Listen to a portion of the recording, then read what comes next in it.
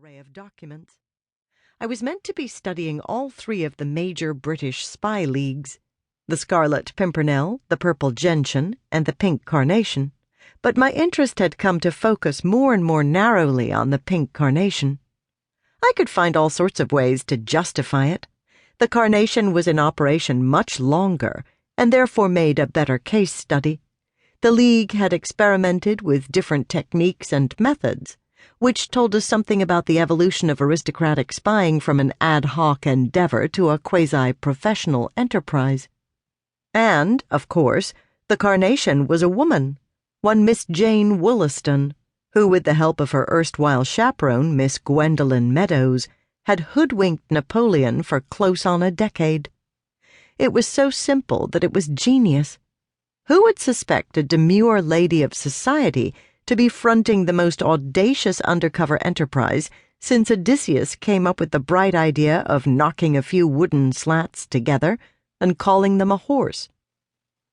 At least, that was how the League of the Pink Carnation had operated during the first 3 years of its existence.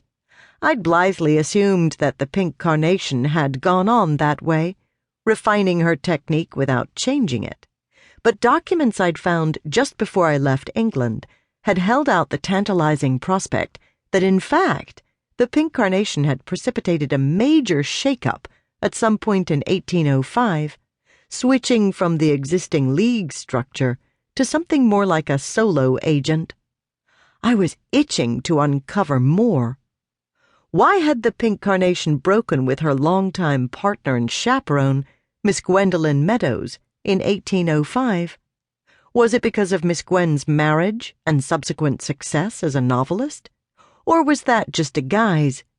Were the Pink Carnation and Miss Gwen really still in partnership, albeit operating on different fronts? Miss Gwen in London, the Pink Carnation abroad? It seemed as though every thread I followed led not just to another thread, but to a whole skein of them, all waiting to be unraveled. But instead of unraveling them, here I was, back in the wrong Cambridge, laying waste my hour trying to drum Western Civ, 1650 to the present, into the heads of 2 sections of uninterested undergrads, while also wrangling a bunch of disaffected teaching fellows. I'd promised to take the head TF job for Western Civ, so dutifully back to the States I had come, leaving my mysteries unsolved. And Colin back in England. Megan said something. I gave a little shake of my head and forced myself to try to pay attention. Sorry, what was that? Megan and I had gotten into the habit of a weekly Thursday lunch at Campo de Fiore, the tiny pizza place in the middle of the Holyoke Center, before sallying off to teach our respective Hist and Lit tutorials. Megan was the Lit, I was the Hist, but undergrads who hadn't done the reading were undergrads who hadn't done the reading, however you looked at it. It was easier to deal with them after a fortifying lunch, heavy on the carbohydrates and caffeine. Sometimes we met for a restorative drink after as well, but this wasn't going to be one of those days. Megan looked at me sympathetically. "No problem," she said, and took a bite of her potato pizza.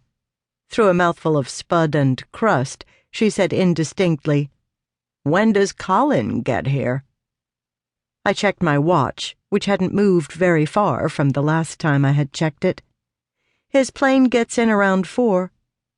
By which time my apartment would be clean and sparkling, there would be groceries in the fridge, and all stray bits of spinach would have been removed from my teeth. Or at least the spinach bit. My tutorial ran from 1 to 3. With any luck, it would take Colin a while to get a cab, thus giving me more time to repair the wear and tear of teaching and scrub the miscellaneous coffee stains off my person. Megan leaned forward, the wooden beads of her necklace narrowly missing the straw sticking out of her Diet Coke. "Are you nervous?" "Me? Nervous?" I jabbed an ice cube with my own straw. "We talk every day." Some days longer than others. With Colin 5 hours ahead, we tended to speak at